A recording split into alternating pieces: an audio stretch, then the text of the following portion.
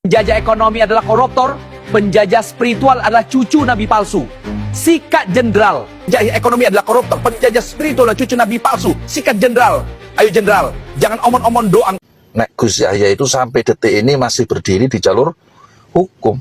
Nah, sementara menurut saya ini manuver Suriah yang berada di luar rel konstitusi NU. Di dalam dokumen tersebut menjelaskan dengan gamblang bahwa ketua umum itu adalah mandataris muktamar, duduk mandataris pleno, apa meneh pleno nih dadakan. Artinya jabatan ketua umum itu bisa disentuh dengan muktamar luar biasa, bukan oleh sekelompok orang yang sedang mencari pintu keluar dari kebuntuan kepentingan internal. Nah, itulah yang disebut pecundang. Mas ngerti sampean? Masya Allah. Maka, saudaraku yang budiman, di sini menjelaskan bahwasanya pemakzulan 20 November 2025 itu termasuk cacat absolut, ultra virus, dan tidak dapat menghasilkan pejabat apapun selain kekacauan. Di sini menunjukkan nek Rais Am melakukan pelanggaran secara sistematis, baik mulai dari memutus komunikasi, baik dari mulai menuduh tanpa bukti, memakai rapat harian untuk mengadili ketua umum, laik ini sing bener-bener naif ya, hingga mengundang pleno tanpa melibatkan ketua umum. Nah, saudaraku, rungokno iki, tak ulangi lagi, kami tidak bermaksud memihak kepada siapapun nggih. Sekali lagi, yang kami lihat ini adalah kacamata dari dokumen yang ada. Melihat itu semua, maka akta otopsi terhadap sebuah keputusan yang mati sebelum sempat berjalan. Sehingga dengannya kami pahami yang posisi Gus Yahya itu bukan lagi sekedar ketua umum yang diserang. Tanda kutip ya. Dikira ini perang beneran. Yang didolimi lah kalau bahasa keren di NU. Gus Yahya ini posisinya saat ini orang yang menjaga legalitas jamiah terbesar. Ya, karena beliau masih masuk di dalam aturan di tengah upaya pembengkokan pasal. Dan kami katakan upaya pembengkokan pasal. Iki sing tak khawatir NU itu. Sejarahnya dibelokno meneng wae. Cengengesan pengurus PBNU iki. Sejarahnya dibelokkan kok gak melawan. Tidak ada upaya perlawanan hukum gitu. Lihat saiki pasal-pasal di dalam dokumen PBNU dibelokno kok masih podo diam.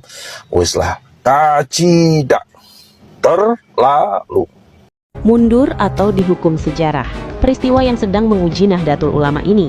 Pemberhentian Ketua Umum PBNU Gus Yahya oleh Rais Am dinilai inkonstitusional karena menabrak aturan tertinggi organisasi.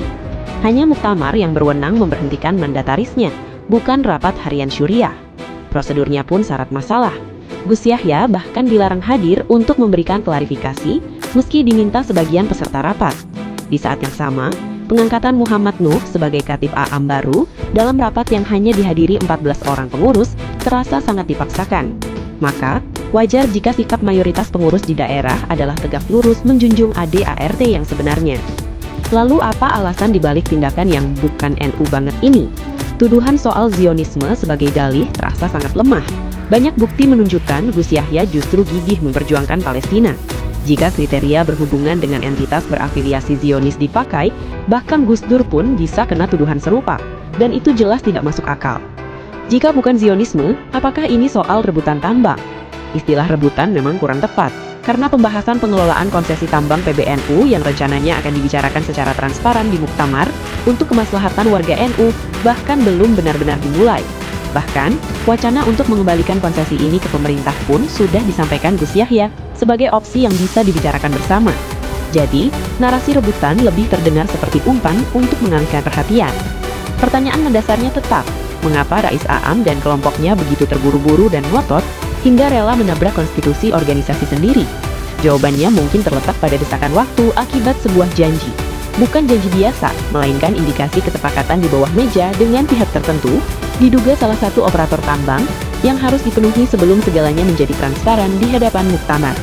Inilah yang menjelaskan mengapa mereka memilih jalan pintas yang penuh syubhat, mengabaikan seruan para kiai sepuh mustasyar NU untuk penyelesaian yang elegan dan bermartabat.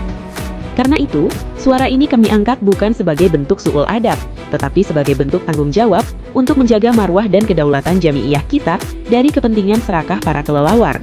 Koda seorang waliullah Banten yang juga sesepuh kiai NU di PWI Laskar Sabilillah. Kenapa tidak sejak dulu Gus Yahya dekat dengan sesepuh ini?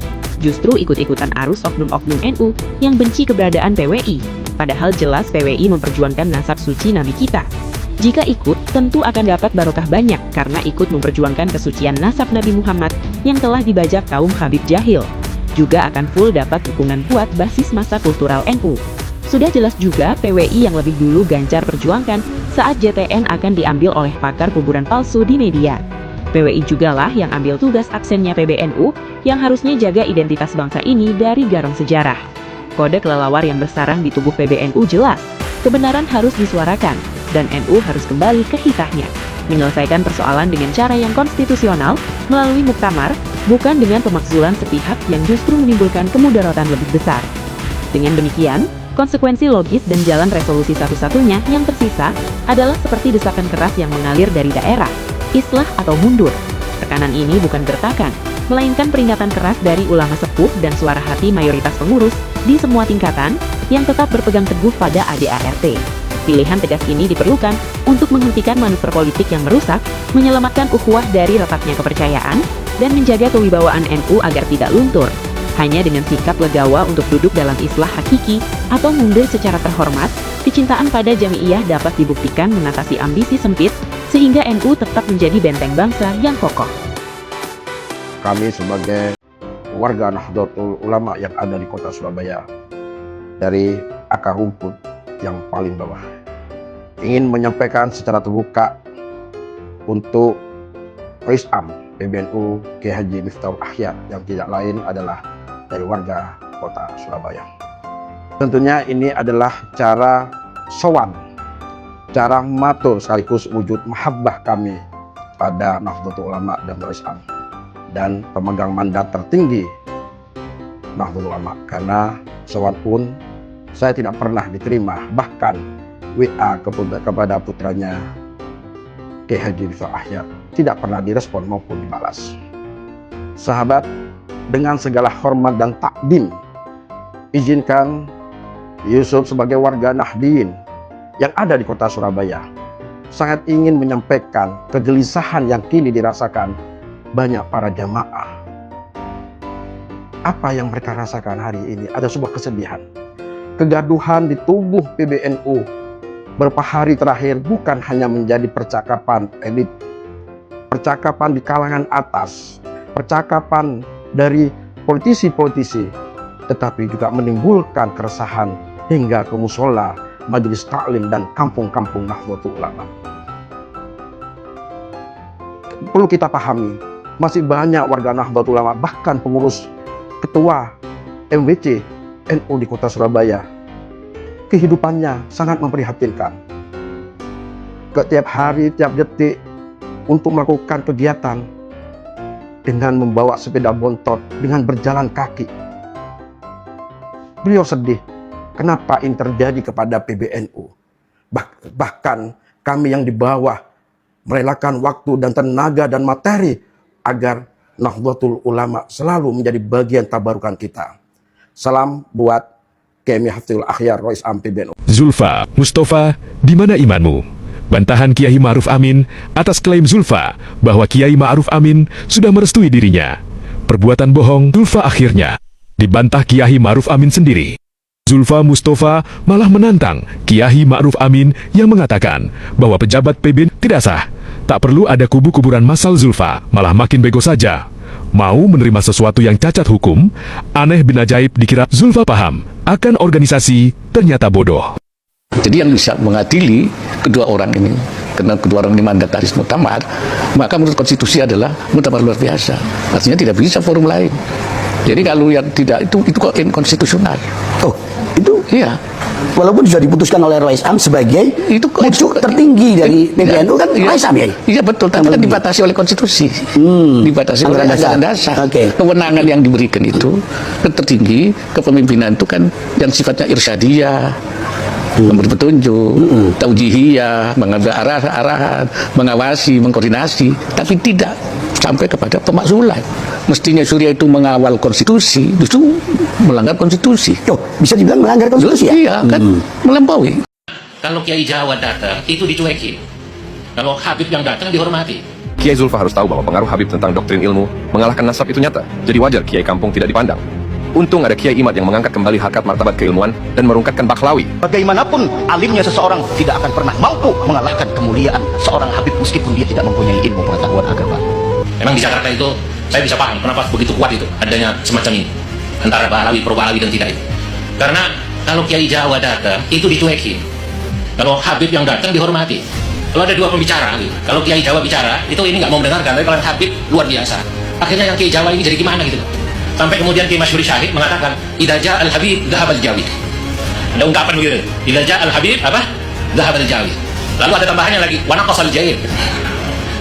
Cerita yang luar biasa yang menyesatkan masyarakat Sumeneb. Dulu di Sumeneb itu ada kesultanan lah ya.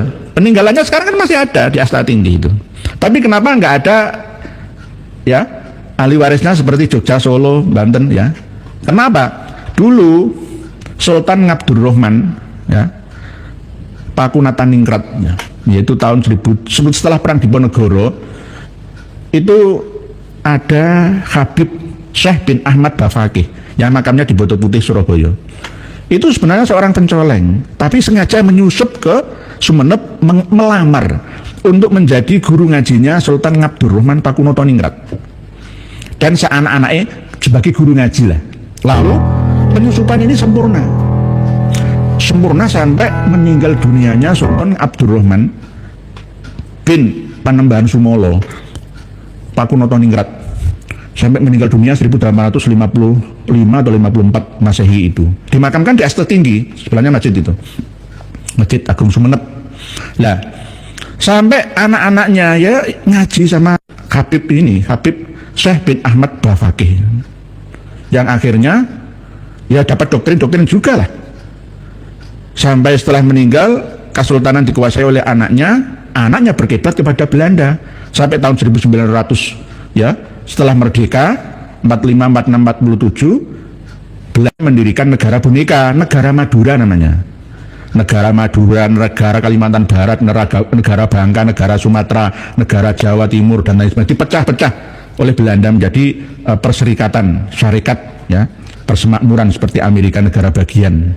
Lah, pada waktu itu ada seperti Timur dulu itu ya, referendum. Akhirnya orang-orang Madura sepakat gara-gara memang sultan berikutnya setelah Sultan Ngabdurrahman Pakunotoningrat ini meninggal dunia, semuanya kompak akan mendirikan negara Madura. Akhirnya dihapus oleh Pak Karno gara-gara berontak itu, seperti Kalimantan Barat itu nggak mau bergabung dengan Indonesia. Gara-gara apa? Ya ini dapat masukan doktrin dari Habib Ba'alawi. Tidak hanya Habib Syekh bin Ahmad Bafaqih saja, tapi ada Habib dari marga Asgab dan Baharun juga. Yang ngomong-ngomong supaya mihak kepada Londo.